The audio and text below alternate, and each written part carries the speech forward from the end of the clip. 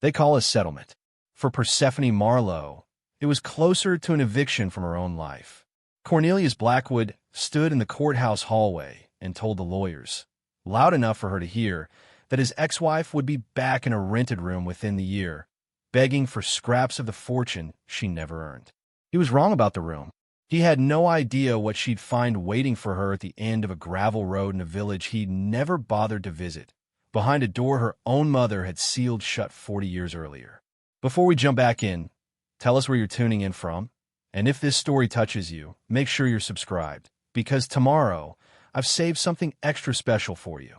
Persephone Marlowe was 53 years old when the marriage ended, and she left with a car, 4 suitcases, and a goat named Biscotti who'd lost an eye to a fence wire years before anyone thought to name him.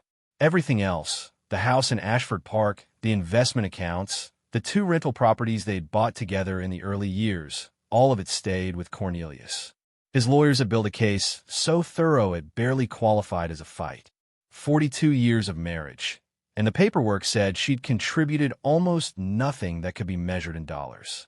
She drove north with Biscotti in the back seat and a single destination in mind, Foxglove Cottage, the house her mother Idris had left her, sitting empty in the village of Nettlecomb since Idris died 6 years earlier. Persephone hadn't been back since the funeral. She barely remembered the layout of the rooms. What she remembered was her mother's voice, low and private, telling her as a teenager that some doors in that house weren't meant to be opened by anyone in a hurry. She thought about that sentence the whole drive north. She didn't know yet how much it would come to matter.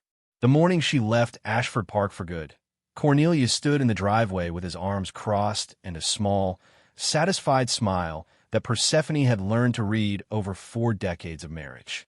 It was the smile he wore when he'd already won something and wanted her to watch him enjoy it. Beside him stood Anouk Verhoeven, 26 years his junior, holding a coffee cup like she owned the porch it was sitting on. "You could have made this easier on yourself," Cornelius said.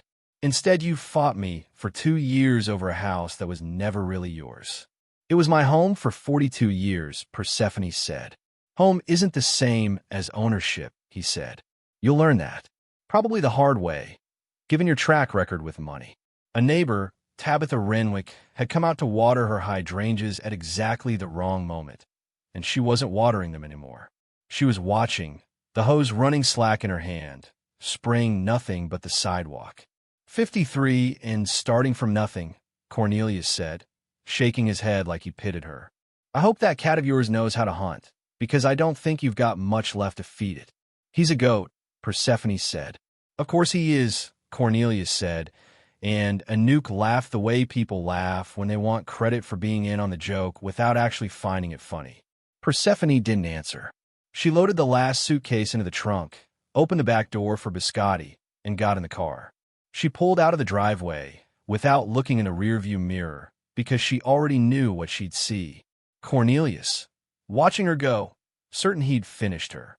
The drive to Nettlecomb took just under 5 hours. Somewhere past the halfway point, the highway gave way to 2-lane roads, then to a road that wasn't really a road so much as a suggestion, gravel and hedgerow pressing in for both sides. Biscotti stood at the window the whole way, watching fields go by with the single-minded focus goats bring to everything. Foxglove Cottage sat at the end of that road, low and stone-built, with ivy that had taken over most of the west wall since anyone had last trimmed it. The windows were dark. The garden had gone to seed years ago, chest-high grass, swallowing whatever her mother once grew there. Persephone parked, sat for a moment with her hands on the wheel, and felt something she hadn't expected to feel. Relief. Not happiness. Not yet. But relief, the kind that comes from being somewhere no one is watching you fail. She let Biscotti out first. He trotted straight into the overgrown garden and started eating like he'd been planning the trip his whole life. Persephone stood at the front door with the old brass key her mother had given her years ago, the one she'd kept in a drawer without ever expecting to use it again. It stuck in the lock, then turned. The door swung open onto a hallway thick with dust and the particular smell of a house that has been closed up for years, cold stone and old wood, and something faintly herbal underneath, like dried lavender pressed between pages. Persephone stepped inside for the first time in 6 years, and the house exhaled around her. She had $60,000 from the settlement, no job, and no plan beyond getting through the next 30 days. What she didn't know yet, standing in that dusty hallway with her mother's silence pressing in from every wall, was that Idris Marlowe had left her far more than a house. She'd left her a door that hadn't been opened since before Persephone was born, sealed behind a wall of shelving in the cellar, and whatever was behind it had been waiting a very long time for someone patient enough to find it. Persephone spent her first 3 days at Foxglove Cottage doing nothing but sleeping and sweeping. The sleep came in long, dreamless stretches, the kind she hadn't managed in years of lying awake next to Cornelius listening to him breathe. The sweeping came because the house demanded it. Dust had settled into every corner like a second skin, and she worked through it room by room, starting with the kitchen because a person needs somewhere to eat before they need anywhere to think. Biscotti adopted the garden as his personal kingdom within the first afternoon. He cleared the waist-high grass in patches, methodical about it in a way that almost looked intentional, and by the end of the week Persephone could see the old stone path her mother used to walk, emerging bit by bit under his hooves. The cottage had 4 rooms upstairs and 3 down, plus a cellar Persephone hadn't gone near yet. Her mother's furniture was still there, covered in sheets that had gone gray with dust, and underneath them Persephone found things she recognized from childhood, without quite remembering.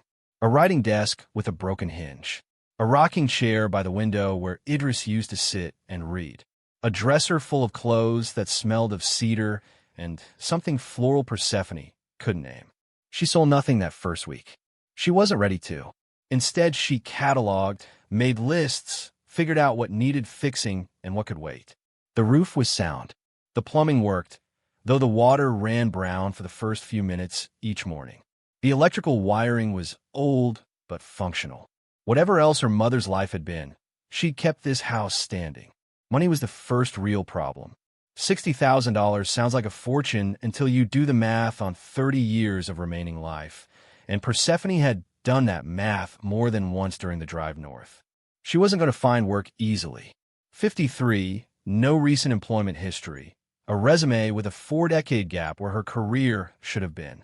She'd raised 2 children who barely called anymore, managed a household, and hosted Cornelius's business dinners with a precision that impressed everyone except the man who benefited from it.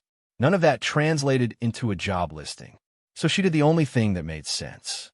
She started keeping records of every dollar she spent, the way she used to track household budgets before Cornelius decided he preferred to handle the finances himself. Coffee, gas, groceries, hardware store trips for tools she needed to fix the porch railing. She was down to $11 a day by the second week, and somehow that felt less frightening than the number in her bank account. A number you can manage feels different from a number you're just watching shrink. The village of Nettlecomb turned out to be small enough that everyone noticed her within days. She met Tabitha's counterpart here, a woman named Beatrix who ran the general store and clearly remembered Idris Marlowe fondly enough to extend some credit on groceries without being asked. She met the postman, who delivered nothing but a stack of forwarded junk mail addressed to a woman who'd been dead 6 years. She did not, in those first 2 weeks, meet Finna Voss, though Finna had already noticed the smoke from the cottage chimney and the light in the windows at odd hours, and had already started asking around about who'd moved back into the old Marlowe place. Persephone kept mostly to herself. She read her mother's books, dozens of them stacked along the walls of what used to be a study. She found herself drawn to a shelf of gardening manuals, dog-eared and heavily annotated in her mother's handwriting. Notes in the margins about soil composition and drainage that read more like a scientist's field journal than casual notes. Idris Marlowe had taken her garden seriously. Persephone hadn't known that about her.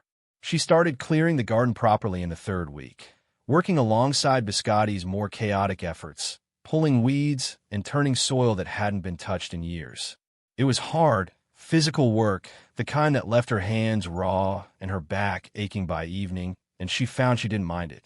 There was something clarifying about a task with a visible outcome. Weeds pulled, soil turned, a bed prepared for planting, even if she had no idea yet what she'd planned in it. One evening, exhausted and dirt-streaked, she sat on the back step with a cup of tea and watched the light fade over fields that belonged, at least for now, entirely to her.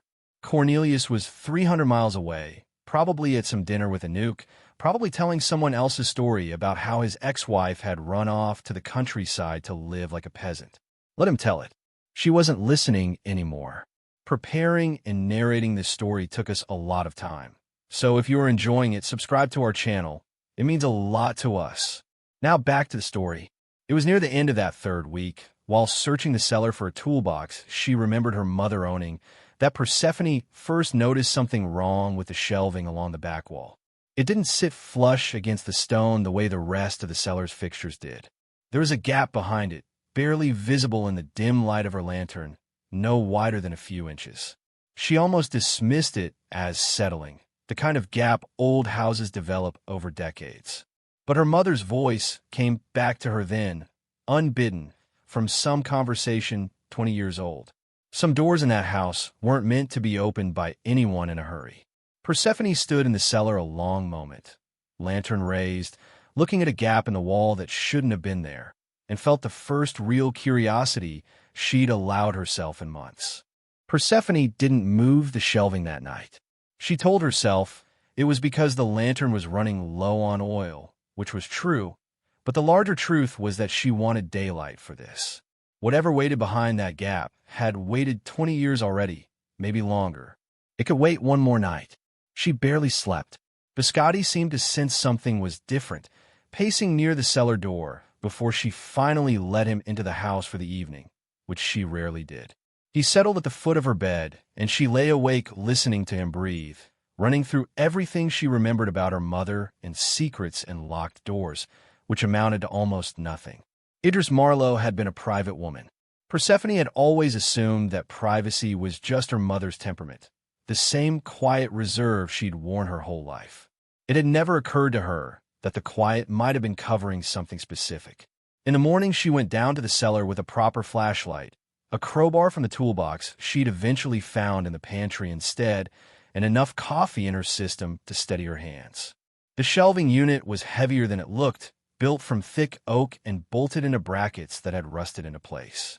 It took her the better part of an hour to work the bolts loose, sweating in the cold cellar air. Biscotti, watching from the stairs with a mild curiosity he brought to everything that wasn't food.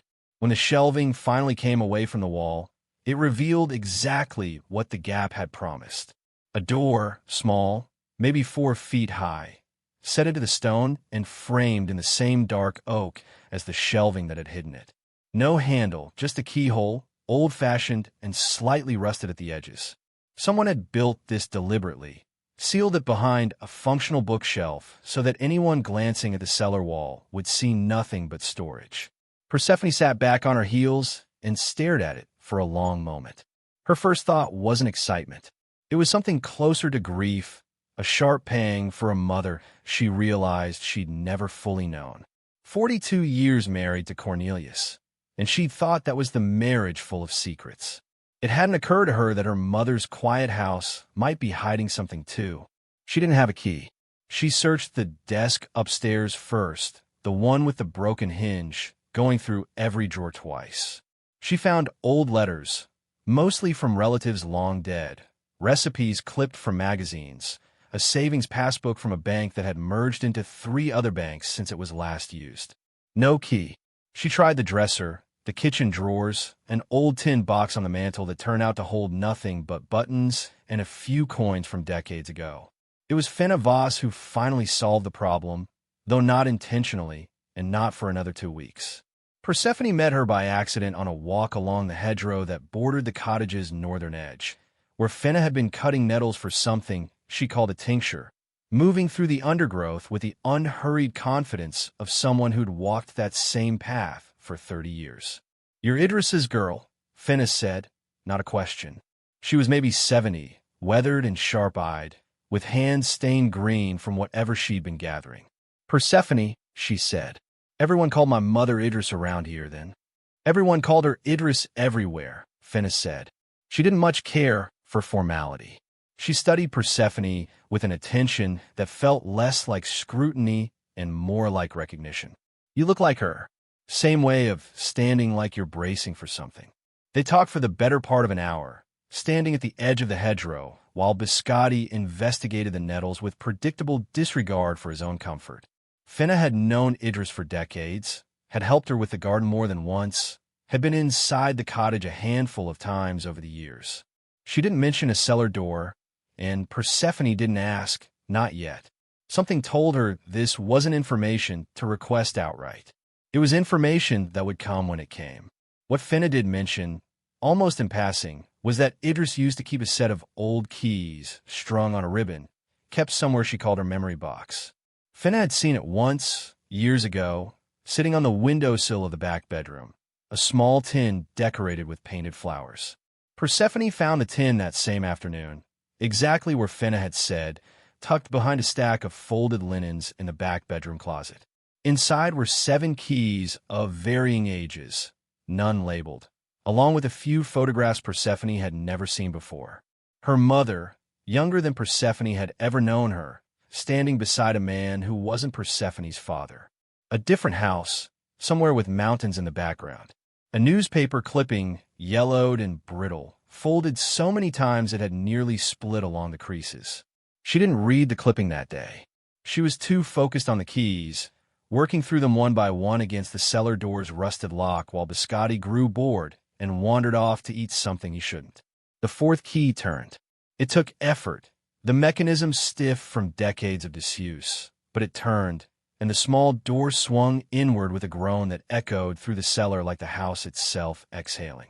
Persephone knelt at the threshold, flashlight raised, and looked into a space that had been sealed for longer than she'd been alive. The space beyond the door was smaller than Persephone expected, maybe 6 feet deep and just as wide, carved into what must have been the original foundation of the cottage. The air that came out was dry and cool, nothing like the damp she'd braced for. Whoever sealed this room had done it properly, with some kind of ventilation that had kept the space from rotting or flooding across however many decades it had sat closed. Her flashlight beam caught the outline of shelving built into the walls, and on those shelves, boxes. Not cardboard, which would have crumbled to nothing by now, but wooden crates, the kind used for shipping decades ago, stacked 3 high along both sides of the little room. At the back sat a trunk, leather-strapped, with a brass plate on the front that had tarnished to near black. Persephone crawled in on her hands and knees, the space too low for standing, and knelt in front of the trunk first. The straps were brittle, but they gave way when she worked them, and the lid lifted with a creak that felt loud in the enclosed stone room. Inside, wrapped in cloth that had once been white and was now the color of weak tea, she found letters. Dozens of them, tied in bundles with string, addressed in handwriting she didn't recognize to a name she did. Idris Whitmore. Not Marlowe. Whitmore. Persephone sat back on her heels, letters in her lap, and did the math without wanting to. Her mother had been born Idris Whitmore, had apparently gone by that name for some portion of her life before Persephone knew her as Idris Marlowe, wife of a man Persephone had always understood to be her only father. She opened the first letter carefully, the paper soft with age, and read a few lines before her hand started shaking too badly to continue. The letter was from a man named Walter, dated some 30 years before Persephone was born. It spoke of land, of a property dispute, of money owed and money hidden, phrases like your father's claim, and the mineral rights beneath the eastern acreage scattered through paragraphs written in a formal, careful hand. Persephone read it twice, understanding perhaps a third of what it actually meant, and set it aside to open the next. She spent 4 hours in that small stone room, working through box after box by flashlight, until her legs went numb from kneeling and Biscotti's increasingly insistent bleeding from the top of the cellar stairs finally convinced her surface for food and water, both his and her own. What she pieced together over the following days, reading late into the night at the kitchen table with a pot of tea going cold beside her, was a history her mother had never once mentioned. Idris Whitmore had been born to a family that owned a significant stretch of land 2 counties over, land that included mineral rights sold off decades earlier to a mining company for what the letter suggested was a fraction of its actual worth. A cousin, this Walter, had apparently spent years trying to reopen the question of that sale, arguing the family had been defrauded, that the rights should never have transferred at the price they did. Idris had left that fight behind, it seemed, sometime in her 20s. She'd changed her name, married Persephone's father, and built a quiet life in Nettlecomb that gave no hint of the legal battle she'd walked away from. But she hadn't thrown away the evidence. She'd sealed it behind a cellar door and kept the key on a ribbon in a tin decorated with painted flowers, as if some part of her always suspected someone might need it eventually. The final box, the one nearest the door, held something more recent. Property deeds, correctly filed and dated only 12 years ago, showing that Idris had quietly reasserted a legal claim to a portion of those mineral rights before she died, working with a solicitor whose name Persephone didn't recognize. The claim had apparently never been finalized. There was a letter from the solicitor, dated 8 years back, noting that the case remained open pending further documentation that would establish clear title. Persephone sat with that letter for a long time.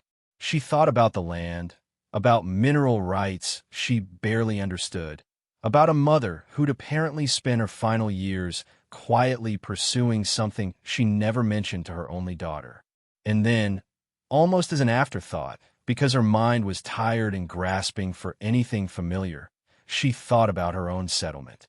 About the 2 rental properties Cornelius had kept, one of which sat on a stretch of land 2 counties over that she'd never once visited, that he'd purchased years into their marriage using money from an account she'd never been permitted to see the details of.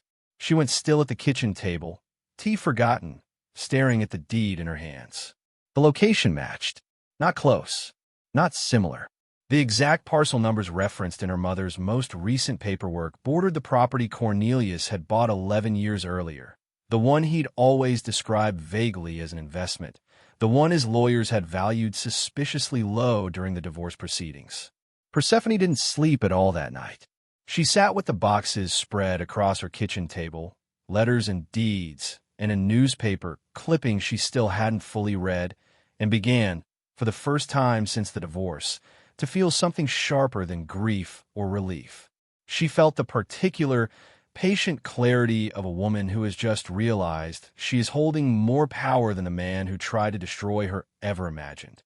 Persephone spent the next 3 weeks doing 2 things at once. During the day, she kept working the garden, planting what her mother's notes suggested for the season, letting the village get used to the sight of her, letting the story of the divorced woman living alone with a goat settle into something ordinary rather than remarkable. At night, she worked through the boxes from the cellar, methodically now, reading each document twice and writing her own notes in a composition book she'd bought at Beatrix's store. She needed to understand what she actually had, not just what she suspected. The letters from Walter established that the Whitmore family's mineral rights had been sold under circumstances that, even reading between the lines of decades-old correspondence, sounded coercive. A company called Averill Mining had approached her mother's grandfather during a financial crisis in the family, offered a price well below market value, and pressured a sale within a window of weeks. The rights had changed hands twice more since then before landing, through some sequence of corporate transactions Persephone couldn't yet trace, in the hands of a holding company. The property Cornelius owned, the one his lawyers had valued at $400,000 during the settlement, a valuation Persephone had accepted at the time because she had no reason to question it, bordered the original Whitmore parcel directly. And according to the most recent survey documents in her mother's trunk, dated 4 years before Idris died, the mineral rights beneath a portion of Cornelius's property had never actually been separated from the original Whitmore claim. Someone, at some point in the chain of transactions, had made an error, or perhaps not an error at all, in how the rights were recorded. Persephone didn't know enough about mineral law or property title to understand exactly what that meant. She knew enough to understand it meant something. It was Finna who helped her take the next step, though it started with an ordinary visit rather than any grand confession. Finna showed up at the cottage one afternoon with a jar of something she called nettle cordial and stayed for tea, and somewhere in the conversation Persephone mentioned, carefully, that she'd found some old family papers in the cellar. She didn't say more than that. She watched Finna's face for a reaction. "The Whitmore business," Finna said, without hesitation, and Persephone nearly dropped her cup. I wondered if you'd find that eventually. Your mother talked about it, near the end. Not often, but she talked about it. Fenna told her what she knew, which turned out to be more than Persephone expected. Idris had confided in her during the last years of her life, mostly during long afternoons in the garden, about the mineral rights and the sense of injustice she'd carried her whole life about how her family had been treated. She'd hired a solicitor, a woman 2 towns over named Odalie Sharp, to look into reopening the claim. The solicitor had made progress before Idris's health declined too far to continue. She never got the chance to finish it, Fenna said. I think it weighed on her not finishing things. She wasn't a woman who left things undone if she could help it. Persephone drove to see Odalie Sharp 2 days later, the composition book and copies of the key documents in a folder on the passenger seat. Odalie turned out to be younger than Persephone expected, sharp featured and precise in her speech, running a small practice out of a converted stone building that had probably been a bakery once. She remembered Idris Marlowe immediately. She was meticulous, Odalie said, flipping through the folder Persephone had brought. Frustratingly so, some days, because she wanted every document triple-checked before she'd move forward with anything. She was building a very careful case. I'm sorry we never got to finish it. Odalie spent nearly 2 hours going through the materials, and by the end of it her sharp features had settled into something more focused, more alert. She pulled up property records on her computer, cross-referenced parcel numbers, made a phone call to a title company she apparently trusted. When she finally looked up at Persephone, her expression had changed entirely. I need to be careful about how I say this, Odalie said, because I haven't verified everything yet. But based on what your mother assembled, and what you've brought me today, there's a real argument that the mineral rights beneath a significant portion of that property were never legally separated from the original Whitmore parcel. If that's true, whoever currently holds surface rights to that land doesn't actually own what's beneath it. Your family might. Persephone sat very still. The property in question, she said. It belonged to my ex-husband. It was part of our divorce settlement. His lawyers valued it at $400,000. Odalie looked at her for a long moment.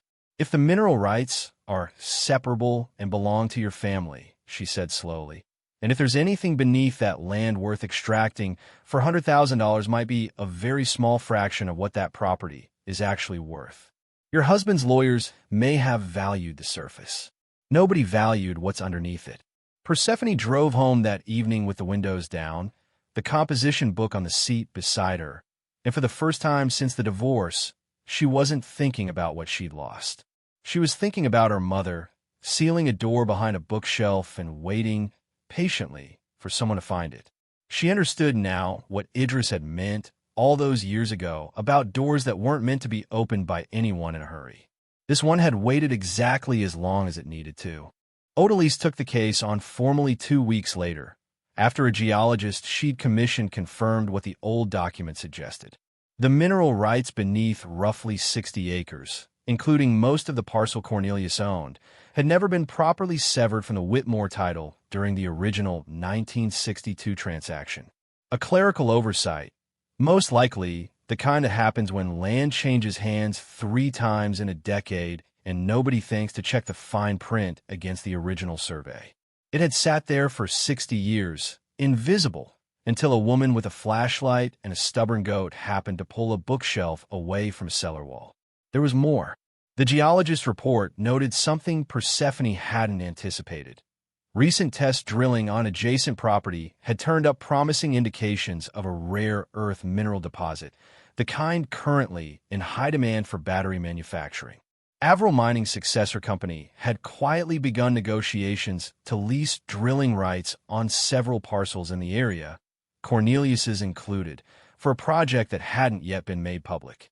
If the deposit extended beneath his land the way early data suggested, the mineral rights alone could be worth several $1 million, dwarfing the $400,000 his lawyers had assigned the entire property during the settlement. He either didn't know, Odalie said during one of their meetings, which means his own team did a sloppy valuation, or he did know and undervalued the property deliberately to keep it out of the settlement calculations.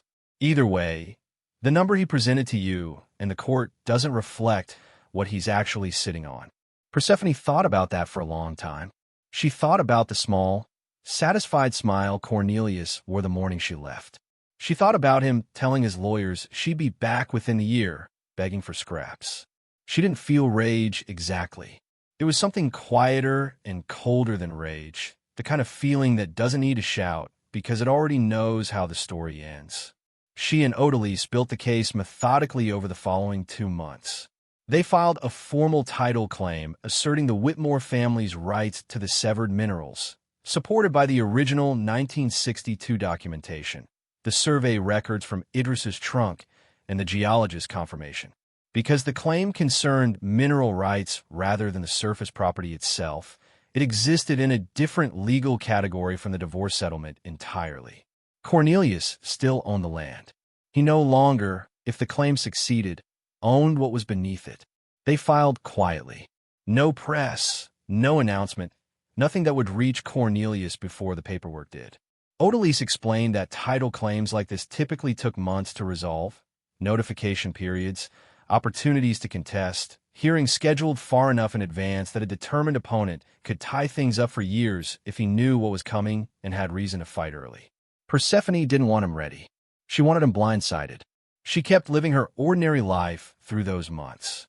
The garden came in better than she expected, and by late summer she was selling vegetables at a small stand by the road, more for the company of village faces stopping by than for the money, though the money helped too.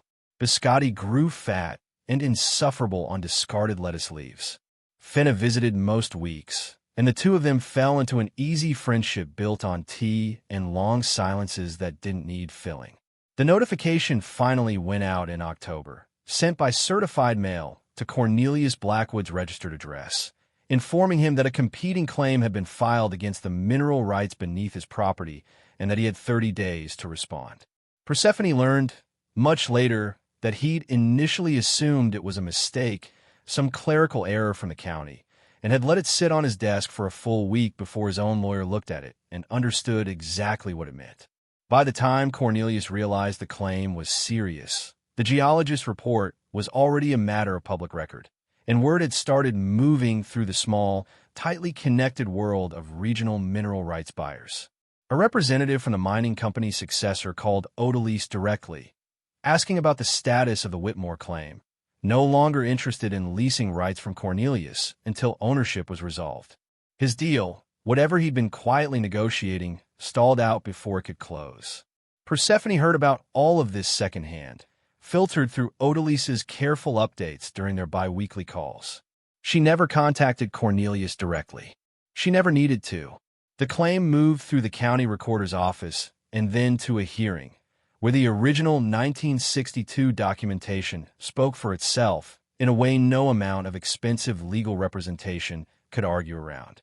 Cornelius's lawyers tried anyway, requesting delays, questioning the authenticity of documents that had been sitting untouched in a sealed cellar for 6 decades, documents whose ink and paper and handwriting matched perfectly with verified samples from the same era. The hearing officer ruled in December. The mineral rights beneath the disputed parcel belonged, and had always belonged, to the Whitmore family line, now represented by Persephone Marlowe as Idris Whitmore's sole surviving heir. Cornelius retained the surface property. He retained the house he'd built on it, the driveway, the trees he'd planted.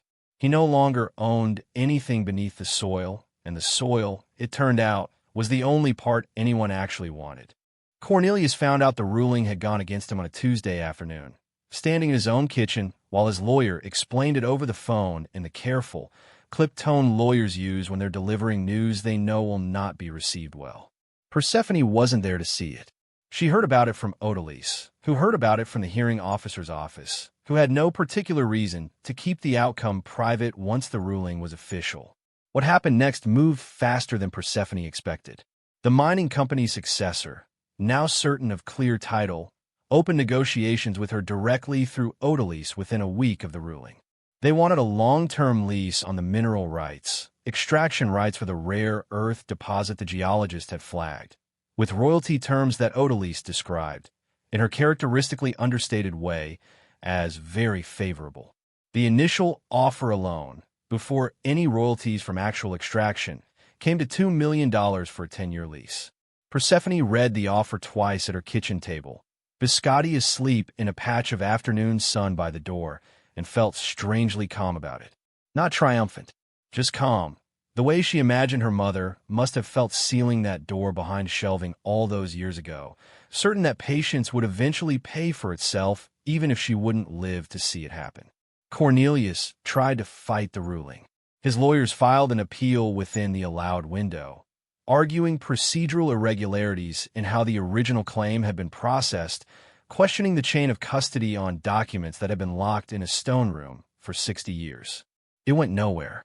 The appellate review took 4 months and upheld the original decision without modification. By then, word of the mineral discovery had spread through business circles in a way that made Cornelius's failed appeal a matter of local gossip rather than private humiliation. People talk, especially about a wealthy man losing something valuable to the ex-wife he'd once bragged about leaving penniless. His business partners noticed. 2 of them, according to what eventually filtered back to Persephone through Finna's extensive network of village acquaintances, quietly began distancing themselves from deals tied too closely to Cornelius's name. Anouk left sometime that spring, though Persephone never learned the details and didn't particularly want them. She'd stopped thinking about Cornelius as someone whose life required her attention.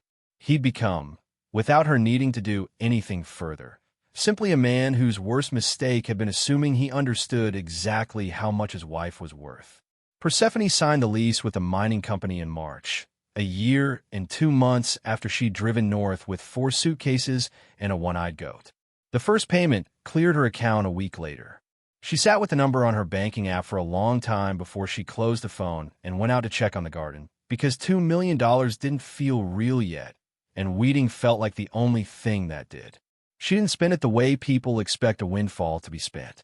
She paid off what little debt remained from the divorce, replaced the cottage's aging roof properly instead of the patch job she'd managed the first winter, and set aside a fund for Odalisse's ongoing work managing the royalty payments that would continue for the life of the lease.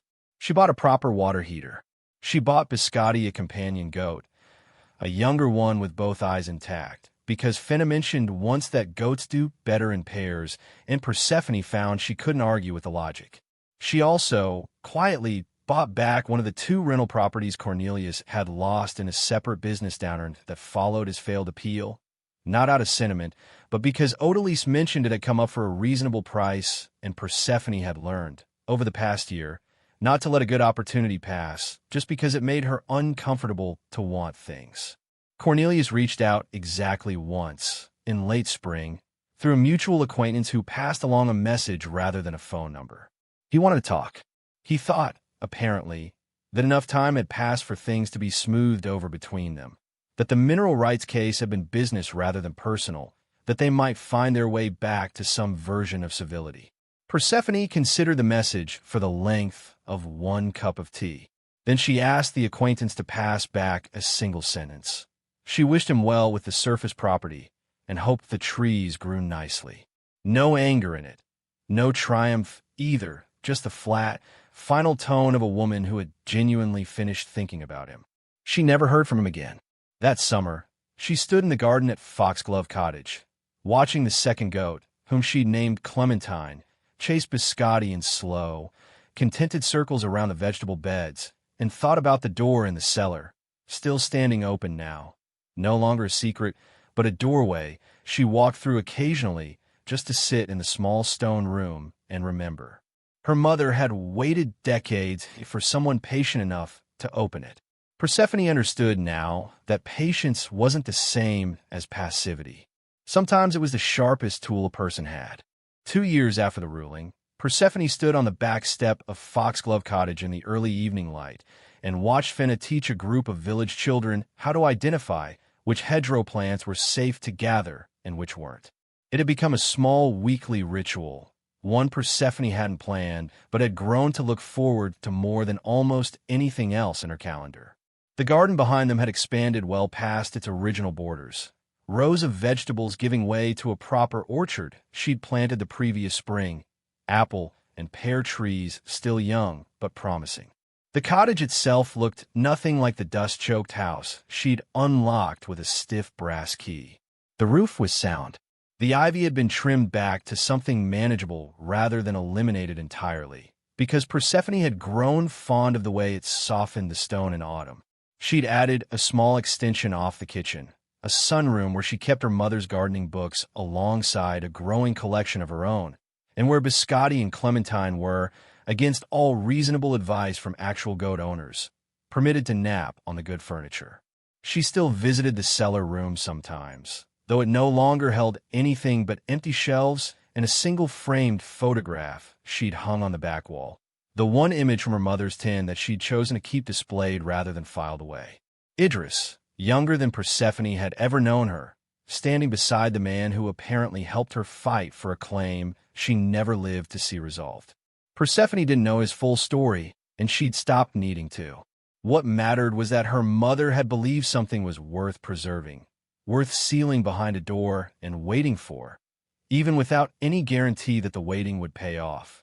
The royalty payments continued arriving quarterly, steady and no longer surprising, and Persephone had used a portion of them to establish a small fund through Odalisse's office, one that helped women in the county access legal advice during divorce proceedings, particularly the kind of proceedings where one spouse controlled all the financial information and the other was left to accept whatever number appeared on the settlement paperwork. She hadn't announced this publicly. She wasn't interested in being anyone's inspirational headline. But 3 women had already used the fund in its first year, and Odalisse mentioned once that all 3 settlements had improved significantly once real financial documentation entered the picture. Persephone still thought about that morning in the Ashford Park driveway sometimes, Cornelius's small satisfied smile, his certainty that she'd be finished within the year. She didn't think about it with anger anymore. Mostly she thought about how wrong a person could be while sounding so completely sure of themselves, and how little that certainty had actually protected him in the end. She'd learned things about herself in the 2 years since that morning that 42 years of marriage had never once required her to discover. She'd learned she could fix a porch railing, could identify which of her mother's gardening notes refer to soil pH and which refer to something closer to superstition, could sit alone in a stone room with 60 years of sealed history and feel curiosity instead of fear. She'd learned that patience, real patience, the kind her mother had practiced for decades without ever explaining why, wasn't the same as giving up.